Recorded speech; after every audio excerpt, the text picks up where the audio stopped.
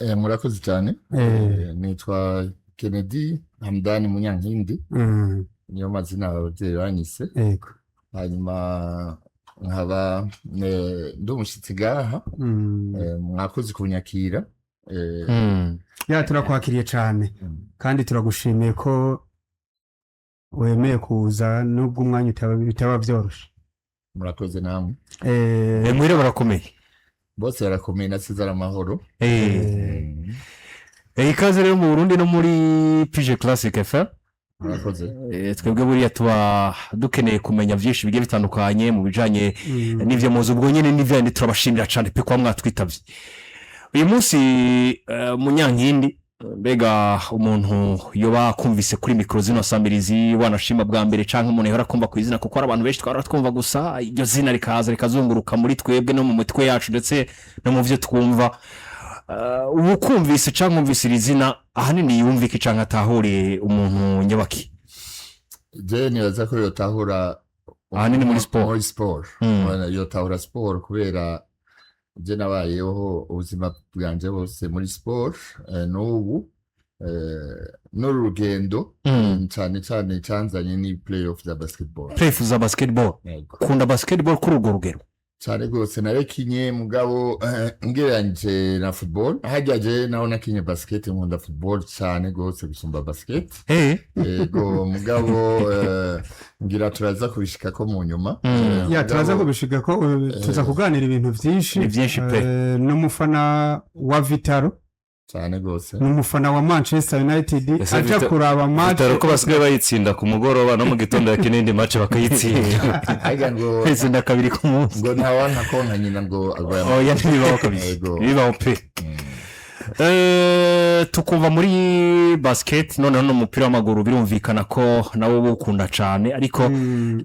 turashaka kuduhereza ubwa mbere na mbere kubijanye na Kahise kawo muri basketball wayisanzemo gute vyagenze gute ngo Munyankindi isange yahisemo gukina basketball hakuja wanashima muri football yakunda cyane kuruta no mukino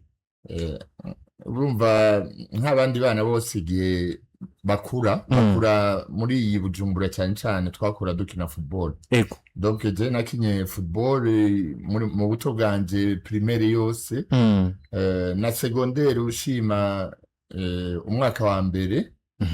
sinawohejeje mugabo nisanze ndi muri football nk'abana bose dukurikira abana bandi bagiye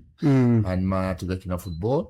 hanyuma rero ngiye muri secondaire nagiye kuri iyo bita Atene Royal chugiye ni secondaire hajya ari IPEA niyo nagiye muri interna hajya hanyuma hari byari kugira ngo abantu bumve n'umuntu turi kuganira ega yibaza ngo ni 2023 bibaza ngo angana na Buyamba ni grand frère je navutse muri 65 donc mfise imyaka 61 uno munsi muraburisha ico gihe hari muri 79 niyo naiza primaire icenda 79 niyo nagenda muri 7e kuri Atene hanyuma ico gihe hari sport zo mashuri zari zikomeye gose hanyuma nabaye sollicité n'abantu babiri umwe muri volleyball undi muri basketball na football narimwo hanyuma ndakina volleyball ari umukinya komeye cyane yakiniye igihugu agakinira n'umugwi witwa Foudre yitwa Roger Habyarimana ico gihe sinzi ko akiriyo yayigeze kuja muri Afrique du Sud arankundisha volley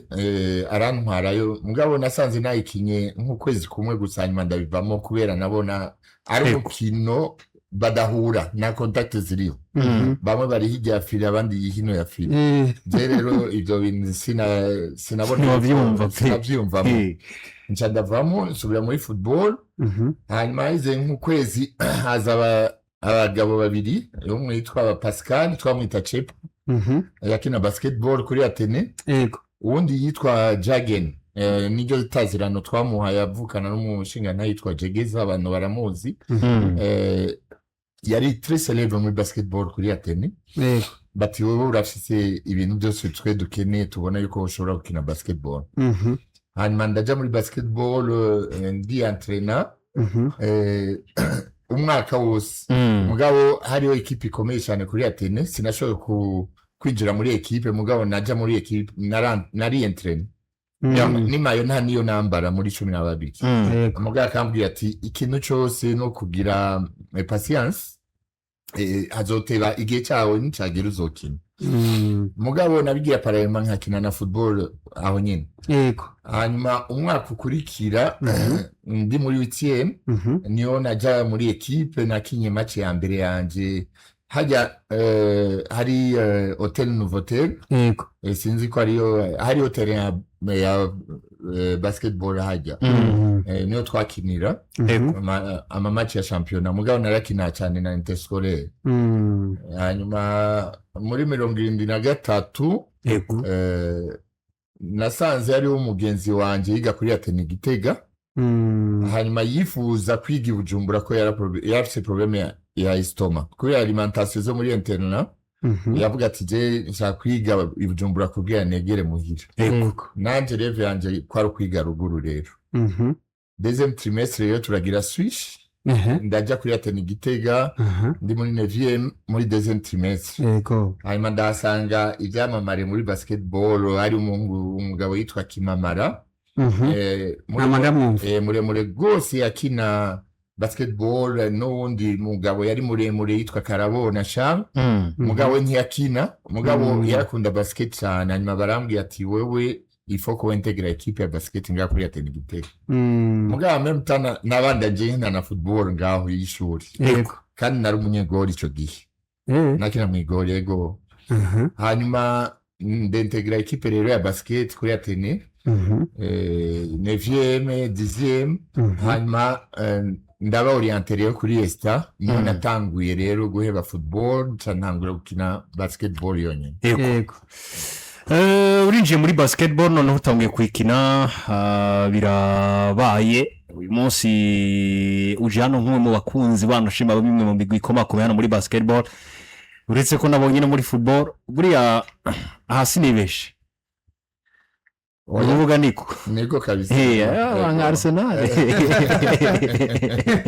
ya nka Arsenal Arsenal kabisa wasida yanga abakeba mura oya ni sawa cyane nabonye ga publication karati Brentford ati the great Brentford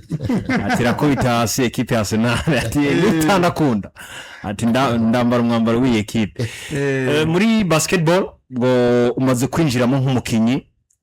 uratanguye gukina iyo basket mbega urugendo rwa muri no mukino wa basketball Kennedy rwagenze gute muri rusange vyaje kurangirira he vyarangiye ubihagaritse ugeze ku rugero urungana gute naruhagaritse aho nari ngeze kuhagarika ko nari mfite imyaka 34 ico gihe nahagarika muri 99 urumva yuko nari ngeze mu zabukuru hari abana bari bafite imyaka 18 15 ntitwashobora mu kibuga sinashobora kwirukana abo mu kibuga mugabo icyanshimishije nuko muri urwo rugendo nareze abana benshi kandi barakina basketball ndabakundisha ndazana na mood canke ambiance muri equipe ituma abankurikiye hariho equipe nise nayise yuko ari generation d'or mu runani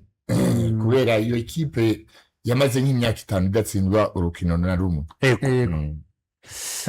ariko parcours urakinira ishure wisanze mu runani gari niwe mugwi mu Burundi bakuzimo cyane usanzwe uri n'umufana wayo ukomeye ariko hari n'iyindi migwi amakuru mfise ko uba warakinye mu gihugu cy'u Rwanda tubwire parcours yawe yose ingene byagiye biragenda wisanze mu runani mu mwaka yuhe wamenyerezwa n'abande bakinyi mwakina nico gihe imbere yo gukina mu runani urumva parcours yanje giye naja ku ishuri kuri Esta nakina ishuri rya Esta yego kandi hariho amamaci ahimbaye gose kurorera entre Esta na ETS abantu benshi barazizi izo maci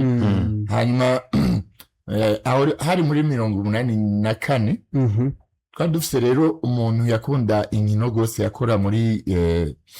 Bureau d'éducation nationale ico gihe yitwa Ntandikiye Deo yego bamwita Buhiri yego amarezima yaritahiye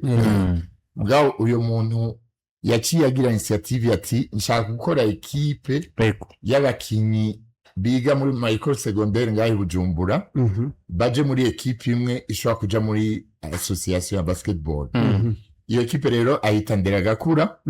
iyo ekipe niyo ekipe ya mbere natanguye gukiniramo muri association ya basketball y'Ubujumbura yego iyo ekipe yari selection y'abanyeshuri bose biga Bujumbura baragira selection twagira entraînement kuri Star hanyuma pendant les vacances twagira ivyo bita local tukaguma hamwe pendant 2 mois tukientraîna twatraînwa n'umuntu yitwa abentraîneur bari babiri hari witwa Mastilo yari mu entraîneur wa Dynamo nawe yaradufasha n'undi yari umurezi yitwa Gaspard yigeze kuba directeur wa ijya ene yo mu Ngagara nibo batwantraîna hanyuma muri ndera yakura twatanguriye muri division B dukina division B muri 84 hanyuma tuba ba kabiri muri championnat imbere yacu hariyo ekipe yitwa Belex niyo yari imbere yanje aho tuja muri première division ncankina umwaka umwe muri ndera gakura muri première division hanyuma nsanga ico gihe nari mpijije kuri Esta ncangira inane sabbatique donc y'amashuri njya gukora ncaba umu econome kuri Efinya Kabiga hajya ijya giseri hajya sinzi ngere bayita ubu Skepers naba econome w'ishuri hajya rero comme nari mvuye mu buzima bw'ishuri niyo ekipe nderakurana nayivuyemo ncaza gukina mu ekipe y'abafonctionnaire yitwa Foudre ico gihe naciye nkina muri Foudre ndayikinira umwaka umwe hanyuma yane sabatiki yanje irahera ko niyemeje gusubira mu ishuri ncaja kwiga muri kaminuza y'u Burundi ico gihe rero wiga muri kaminuza y'u Burundi wategerezwa gukinira ekipe ya Muri ari ekipe ya kaminuza nsanga ndi muri ekipe ya Muri twari dufise ekipe y'abantu bakunda basket jeune twumvikana wamengo n'umuryango twashobora gutsinda ekipe yari yose ari Urunani ari Dynamo twarazitsinda mugabo tugatsindwa na ekipe ntonyi cyane gose aho muri Muri nakinye imyaka 2 ko nizi imyaka 2 muri isco mejeje nca nsubira muri Foudre kubera nari nsubiye mu buzima kandi bw'akazi nja gukina muri ya Foudre umwaka umwe après uyo mwaka niyo naciye nja muri Runani muri 1993 ariko tukiraho nane nize muri Université y'u Burundi ariko nibuka ko Muri twebwe ntiyari kire ekipe warashobora kuba ukinira Muri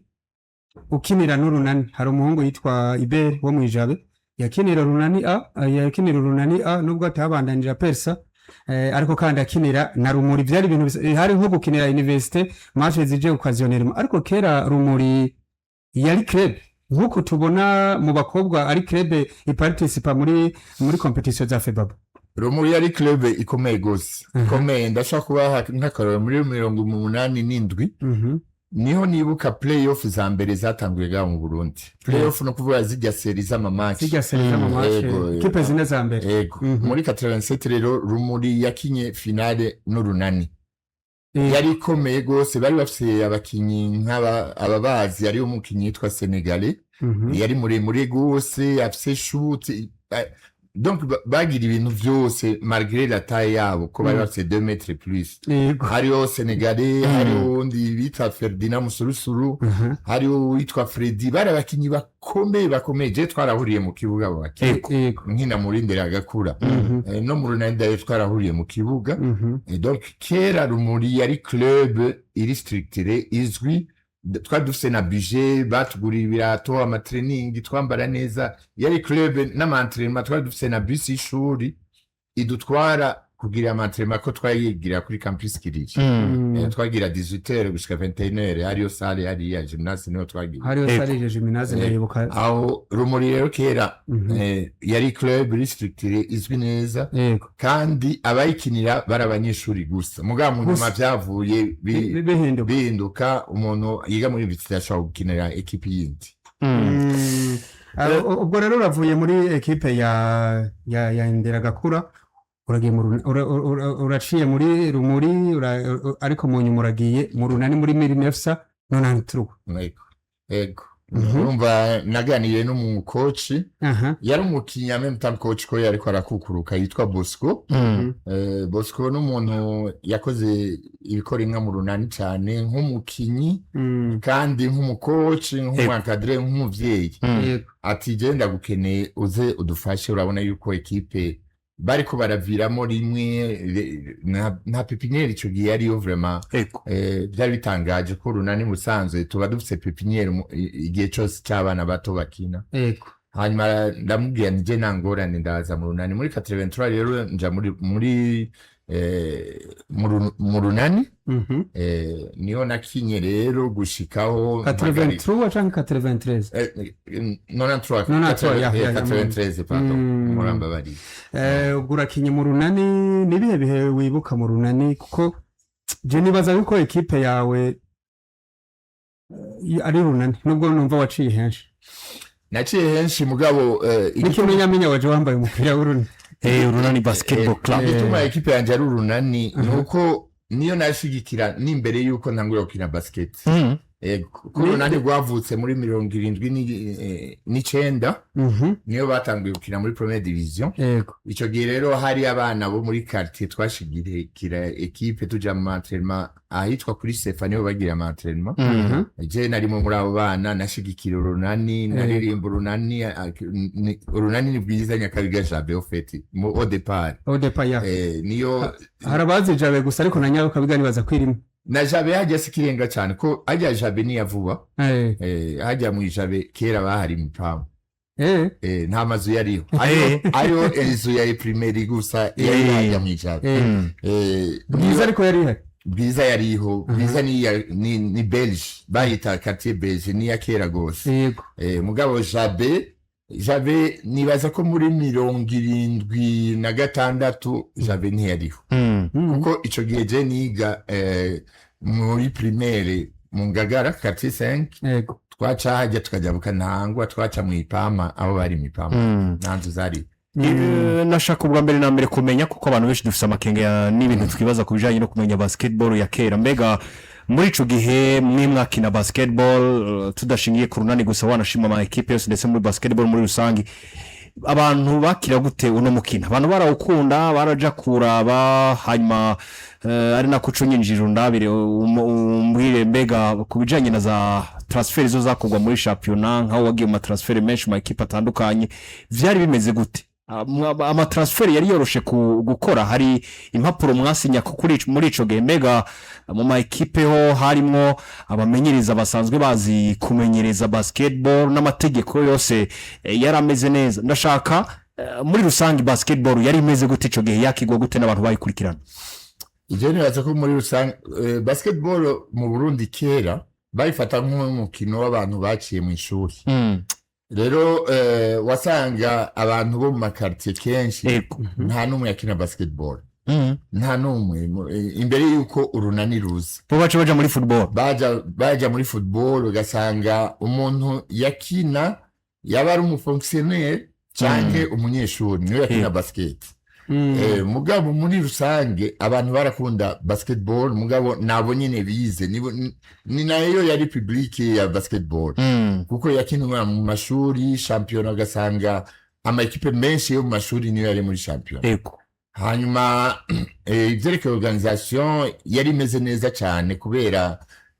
twadufise association de basketball de Bujumbura. Mugabo yabitunganya neza cyane ku rwego novuga yuko byari bishimishije atanduru zariho kandi amatransfer yayoroshe. Mugabo umukinyi wese yarafise licence ya club akinamo. Licence zari zihari ko ndibuka yuko jewe licence yanjye ya mbere yakora n'ubu ndacayifise. Izo licence zariho kandi ntibatugora aba president ntibagorana kugira barekure umukinyi aje ahandi yo bashaka kuja gukina. Nuko byari bitunganyije kera. Ariko kandi 93 giye mu runani